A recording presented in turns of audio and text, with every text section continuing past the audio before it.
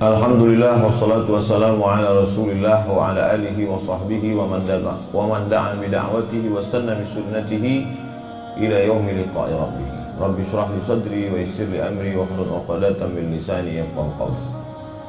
Habib Mahdi bin Syihab, Ustaz Ali, sahabat-sahabat tak dapat saya sebut satu persatu. Insyaallah kita semua dimuliakan Allah Subhanahu wa taala. Saya pulang ke Pekanbaru, kemudian mengajar di kampus.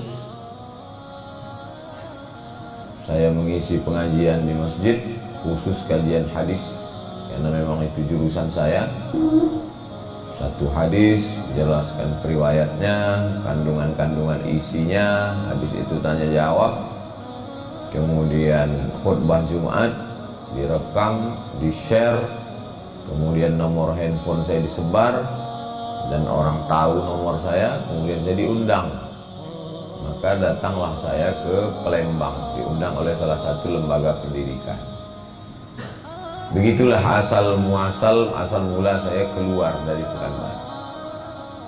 Semua menemukan titiknya sendiri. Tidak pernah saya merekrut, membuat, menawarkan diri dan lain sebagainya. Akhirnya berjalan. Sekarang setiap provinsi ada koordinatornya. Aceh, Ustadz Nazar. Sumatera Utara, Ustadz Iqbal. Kepulauan Riau, Ustadz Endri. Riau sendiri diatur Yayasan Tabung Wakaf Umat. Sumatera Barat, Putra. Lalu kemudian Jambi, Ustadz Ican Rizal Dahlan. Teruslah sampai semuanya ada lebih kurang.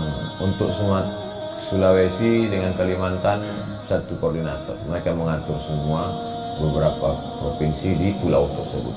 Koordinator Brunei Darussalam dan koordinator Malaysia. Jadi kalau saya datang ke satu daerah, saya tidak tahu apa yang terjadi di daerah tersebut. Shahibud dar a'lamu bidarihi. Orang yang punya rumah lebih tahu isi rumah. Sehingga saya tidak terkena jebakan Batman.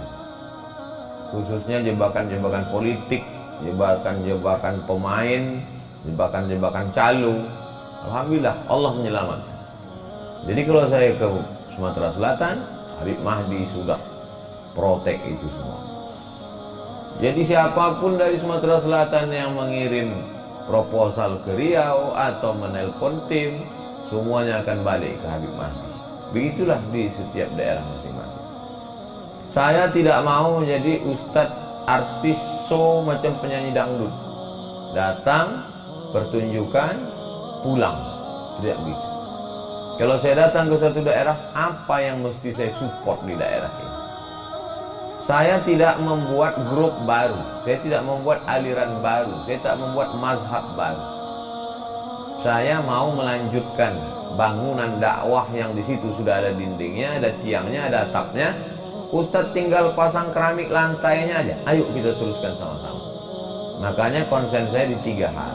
Pertama, pendidikan.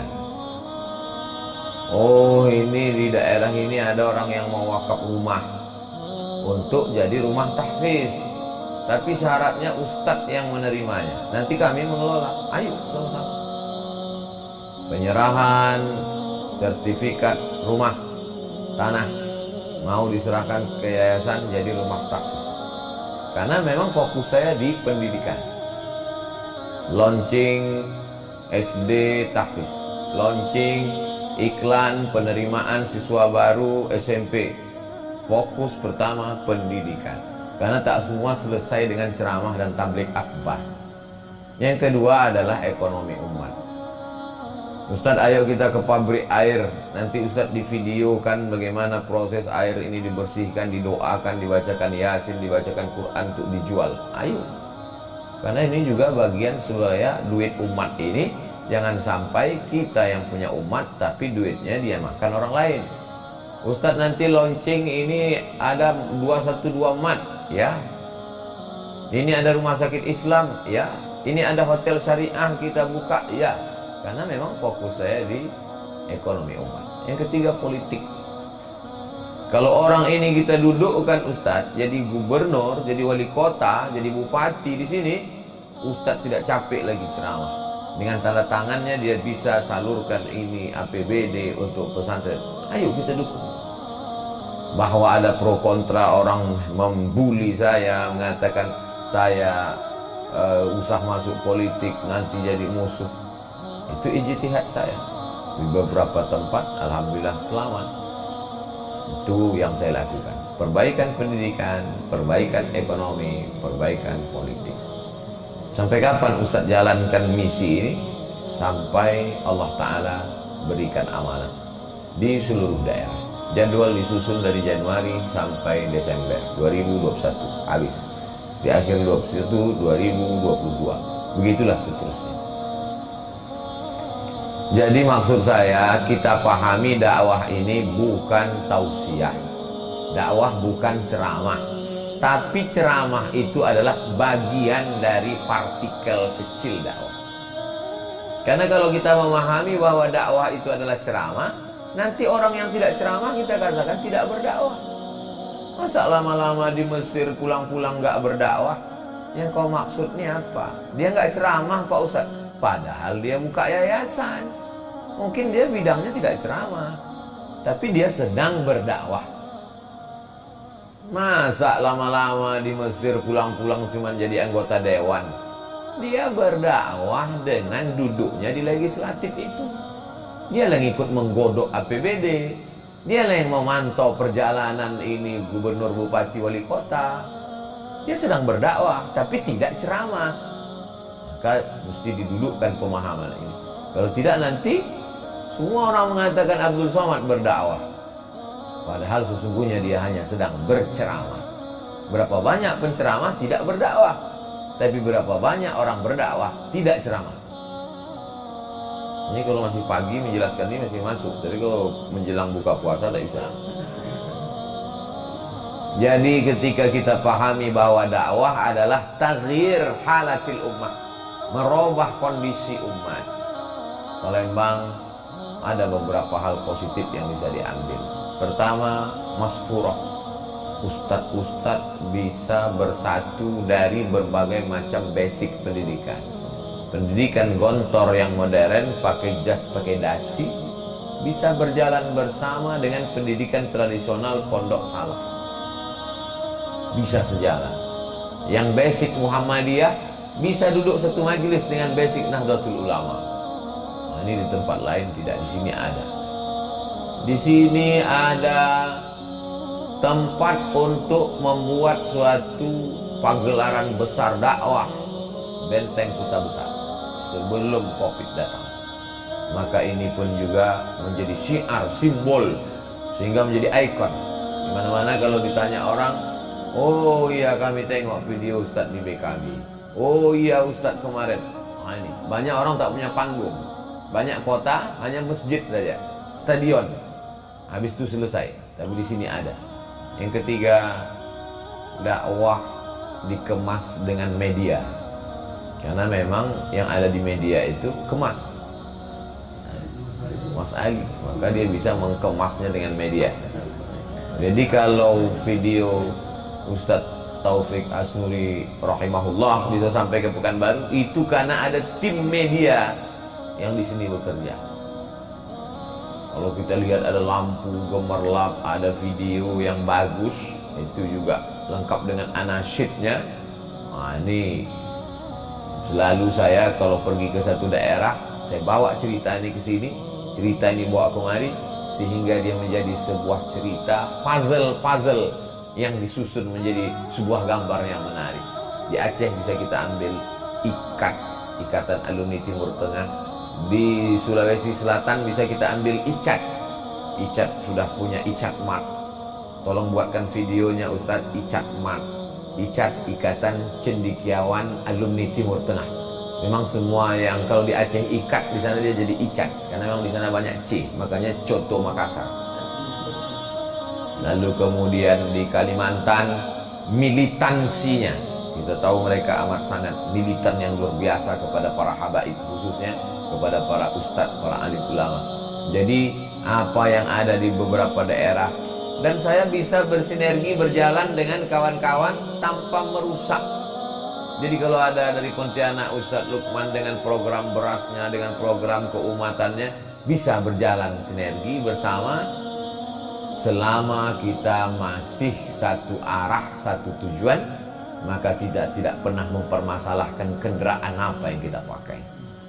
Bahwa ada yang naik sepeda motor gede, ada yang naik sepeda, ada yang naik speedboat. Kita tak pernah permasalahkan itu dia naik apa, karena kita terlalu fokus melihat tujuan akhirnya.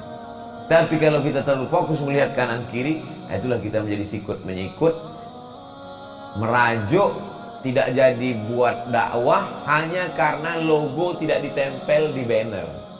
Itu kan suatu yang sepele, remeh-temeh. Saya tak pernah punya logo.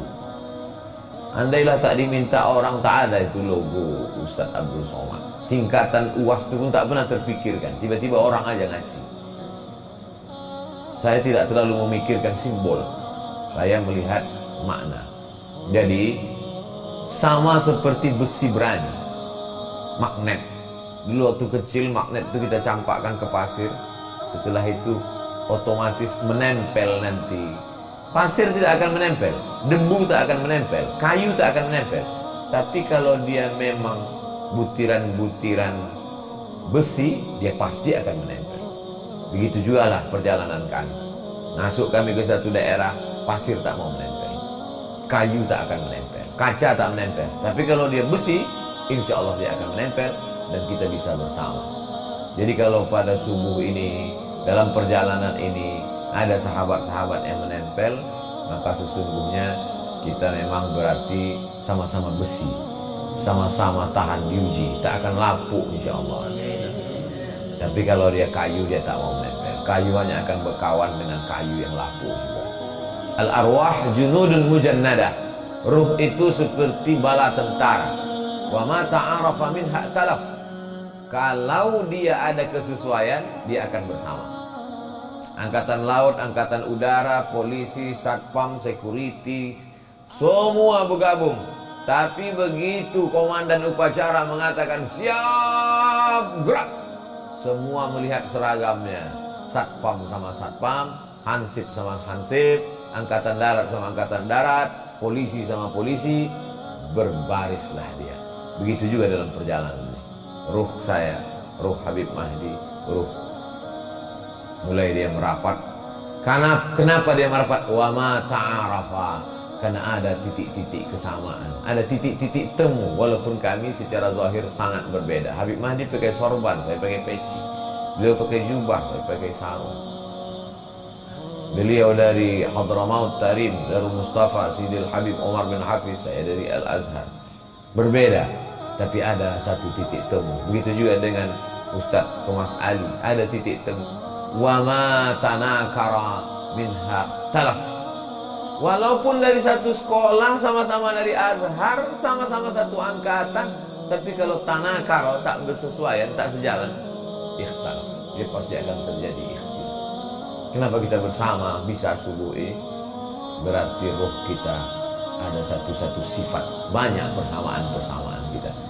Itulah yang membuat kita bisa bersama.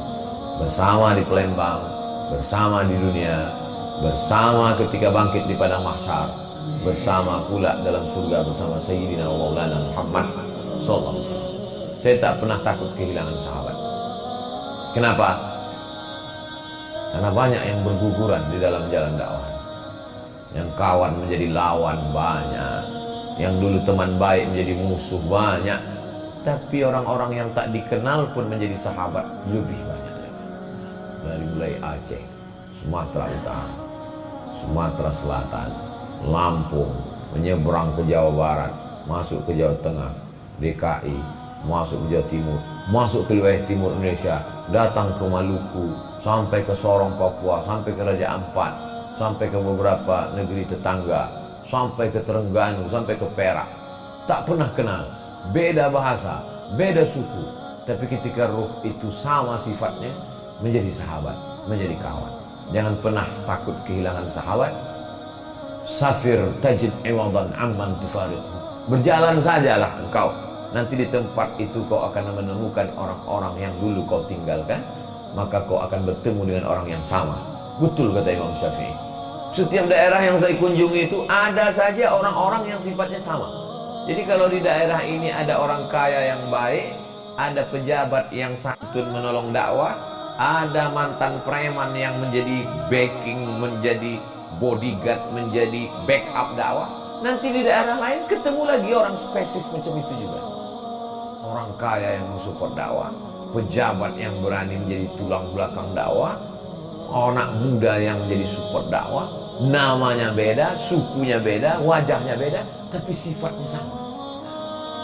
Abu Lahabnya juga begitu ada, Abu Jahalnya juga ada. Masya Allah, tabarakallah, dalam perjalanan ini berjumpa dengan itu semua. Jadi saya menganggap, saya berharap perjalanan yang kesekian puluh kalinya ke Sumatera Selatan dan kawan-kawan sahabat-sahabat ikut dalam bagian ini. Sekali lagi hayat dikandung badan, masih panjang umur saya, datang saya ke Sumatera Selatan, bisa kita bersama, alhamdulillah.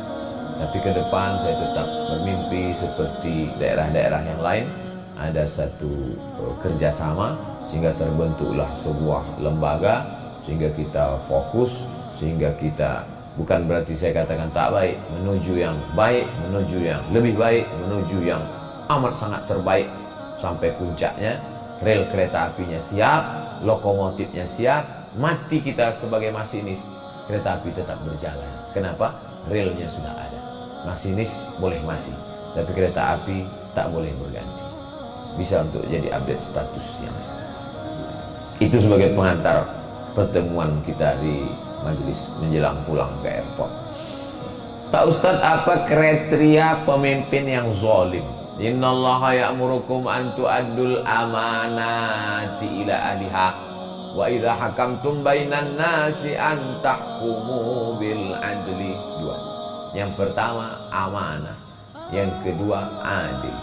Lawan dari amanah khianah, lawan dari adil zalim. Kalau dia amanah, dia adil, berarti dia pemimpin yang patut untuk diikuti. Tapi kalau dia sudah lawan dari amanah khianah, lawan dari adil zalim, maka dia tak layak untuk diikuti. Al-imamu liyutamma bihi. Ju'ila al-imam, imam itu diangkat untuk diikuti. Imam angkat takbiratul ihram, ikut. Imam ruku, ikut. Imam sujud, ikut. Imam kentut, jangan. Bagaimana sikap kita terhadap pemimpin yang zalim? Islam ada namanya kuntum khaira ummah, kalian umat yang terbaik.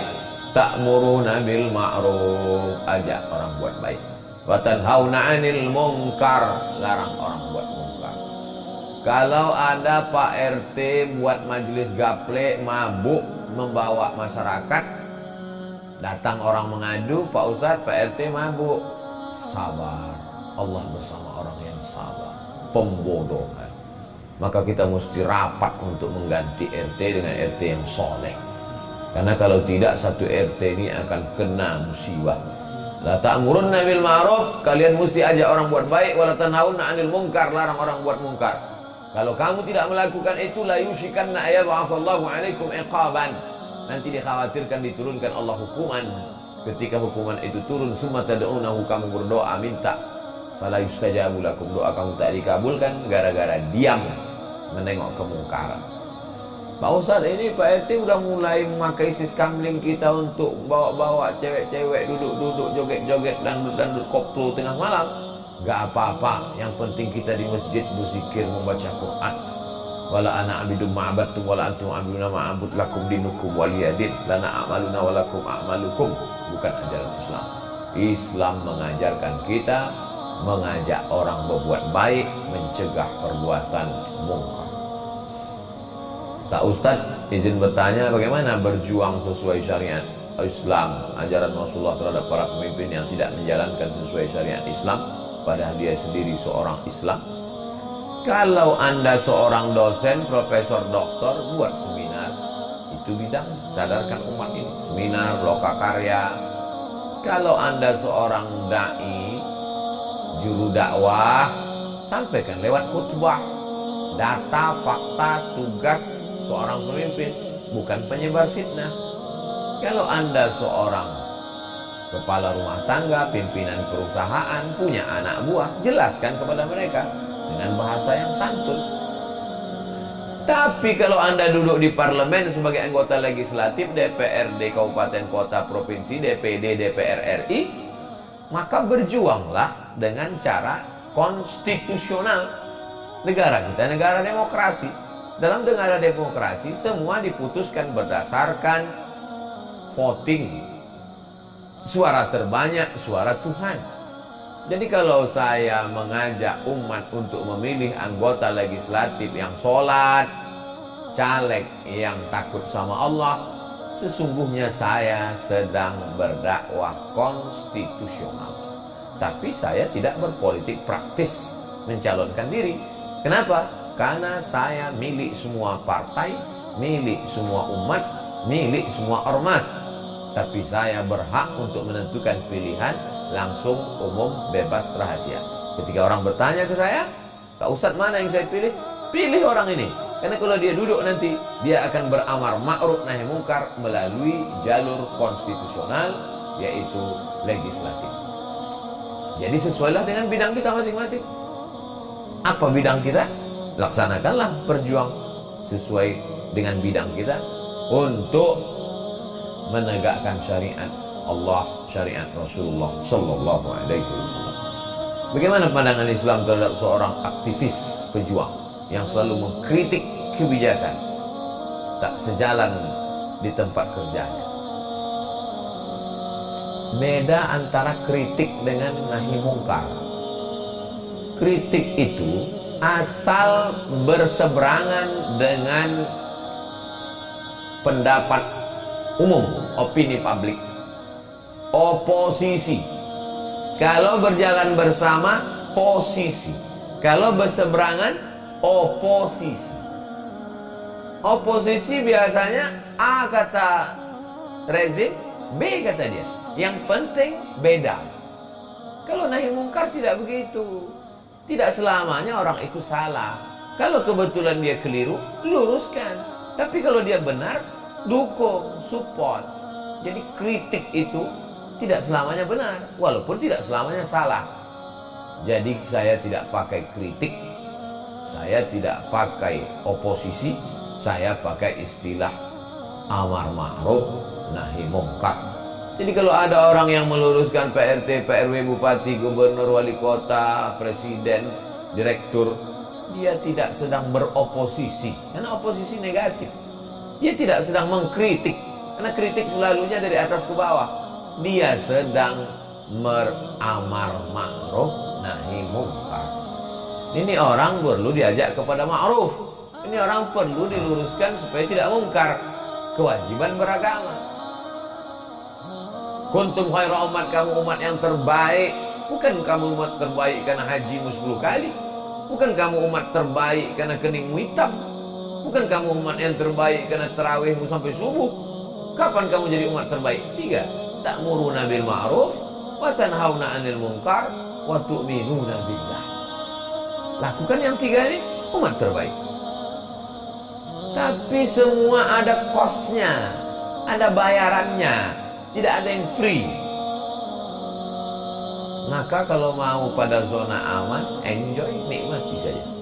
Tapi begitu kita berani berseberangan dengan nahi mungkar, maka akan merasakan kepahitan-kepahitan hidup. Lepas dari PNS, tidak mendapatkan berbagai kesempatan. Jamaah umroh yang sudah siap berangkat 600 jadi batal. Siap tidak itu? Diikut-ikuti orang, jadwal-jadwal di kantor-kantor yang terkait ada tekanan dari atas, sejam kemudian tak jadi. Dia tidak secara terus terang, tapi secara senyap-senyap, tapi menyakitkan. Boleh jadi kita siap, tapi keluarga kita kan tak siap. Boleh jadi kita pribadi siap, tapi kita punya ponakan yang menjadi pegawai di kantor ini. Ketika orang tahu kita ada kaitan, dia akan dicampakkan ke tempat yang jauh. Ada aksesnya. Hidup adalah berani memilih resiko. Life is take risk. Hidup berani mengambil resiko. Jangan ketika kita sudah berani nahi mungkar, tidak siap menerima efeknya. Nih, apalagi kita berada di dalam suatu sistem. Pikirkan baik-baik. Siap tidak?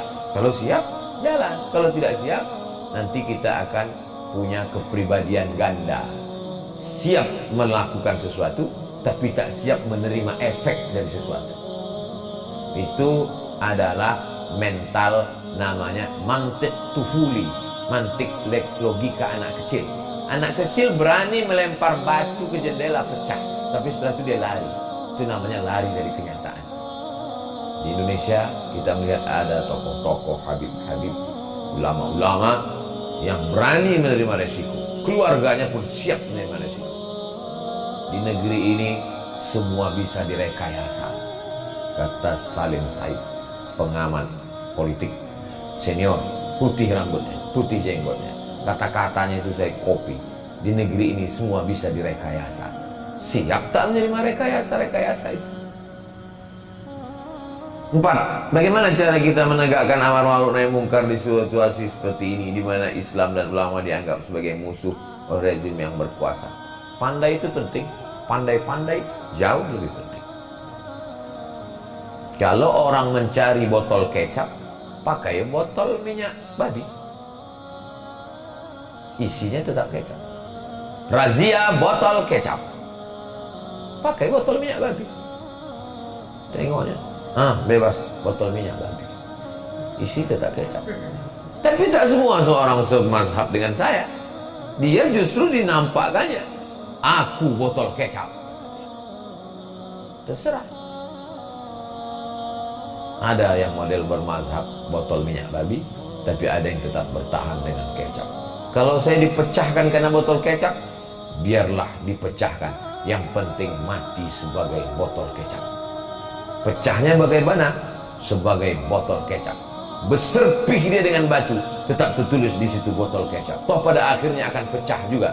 Lebih baik pecah dari botol kecap dari pecah jadi botol minyak babi. Sudahlah pecah, botol minyak babi lagi. Ini kan beda prinsip. Yang saya tidak mau itu botol kecap ngejek botol minyak babi. Bahwa kau berprinsip mau jadi botol minyak babi, jadilah botol minyak babi, tapi isi kau tetap kecap. Tapi jangan kau ejek yang berprinsip botol kecap. Ini pun susah memahaminya kalau belum pernah makan kecap. Tapi di Palembang ini saya sampaikan mudah. Kenapa? Karena orang di Palembang biasa minum cuko, di atas kecap lagi. Nah, ada orang yang berprinsip mazhab pertama, ada yang berprinsip mazhab kedua. Silakan. Yang saya tak suka, mazhab satu mengolok-olok mazhab kedua, mazhab dua menjatuhkan mazhab satu. Karena dua-duanya sedang berjuang, dua-duanya sedang memperjuangkan isi yang sama, walaupun dengan sampul casing yang berbeda. Terakhir, saat ini sudah sangat dekat dengan akhir zaman. Terlebih virus COVID-19 semakin membatasi umat Islam dalam beribadah. Bagaimana sebaiknya sikap kita? Pulang dari berjumpa dengan Habib Novel Al-Idrus Solo bulan Maret 2020, maka 2 hari saya sampai di Pekanbaru, lockdown total, walaupun namanya PSBB. Maka saya berhenti keluar Maret, April, Mei, Juni, Juli, Agustus, 6 bulan. Tapi 1 hari tausiah online sampai 5 kali. Tak berhenti. video di UAS official malah lebih banyak daripada sebelum Covid. Ramadan tahun lalu full sholat tarawih di rumah 30 malam, khatam 30 juz. Malah saya renung-renung lebih berkualitas lagi waktu Covid daripada tahun lalu. Ramadan tahun lalu khatam Ar-Risalah Al-Qushairiyah dikemas dalam buku 53 stasiun menuju Allah. Video full, semua akses bisa saya masuki. Khatam Quran Tarawih 30 juz, kitab Ar-Risalah Qushairiyah.